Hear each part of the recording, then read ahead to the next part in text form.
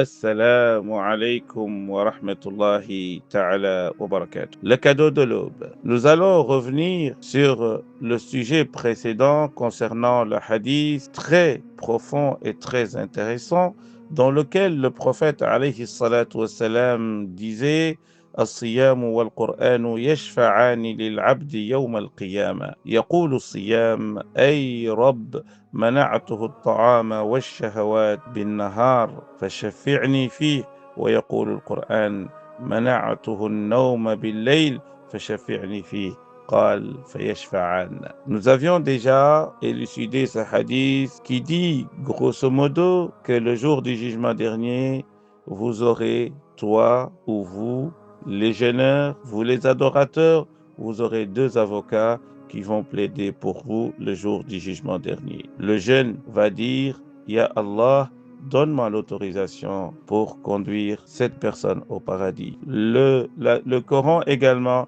va se dresser comme avocat, il va plaider pour toi et va dire à Allah, laisse-moi conduire cette personne au paradis. Et Allah Azza wa Jal va leur donner l'autorisation. Aujourd'hui, nous voulons poursuivre notre réflexion. Primo, le jeûne est réservé particulièrement à ce mois béni que l'on appelle Shahru Ramadan. Shahru Ramadan, c'était un mois très chaud. C'était le 9e mois, et ça reste toujours le 9e mois du calendrier lunaire. Dans la culture arabe de la péninsule arabique, à l'époque, avant même la naissance du prophète, alayhi salatu wassalam, avant même son 5e ancêtre, les Arabes avaient déjà ce calendrier et le mois de Ramadan s'appelait le mois de Ramadan. Le nom du mois n'a pas changé car le mot Ramadan vient d'Ar-Ramda. Ar-Ramda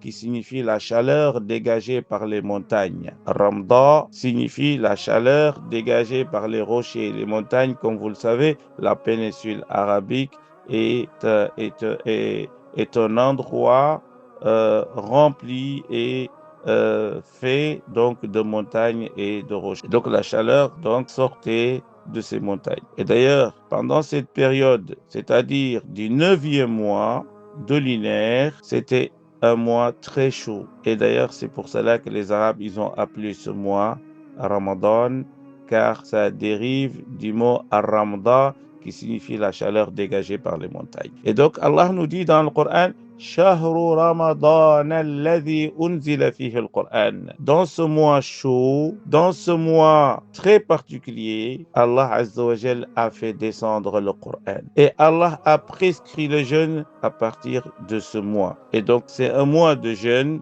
mais aussi c'est un mois qu'Allah a choisi pour faire descendre sa parole. C'est pour cela que lorsque tu jeûnes ce mois, Allah Azza wa Jal, comme il se doit, tu le jeûnes comme il se doit, Allah Azza wa Jal, exalté soit-il, va donner l'autorisation aux jeunes qui se dressent comme avocats et qui se présentent comme ton avocat d'intercéder à ta faveur et te conduire au paradis. Donc c'est important. Deuxième élément, c'est la lecture du Coran. On a déjà parlé que le Coran va être aussi ton avocat, mais abordons un peu comment as-salaf as-salih, les pieux prédécesseurs, la meilleure des générations, qui sont les 3 premières générations, selon la parole du prophète alayhi salatu wassalam, khayrun nasi qarni ثم الذين يلونهم ثم الذين يلونهم ثم الذين يلونهم. La meilleure des générations est la mienne, celle que le prophète alayhi salam a vécue avec ses compagnons,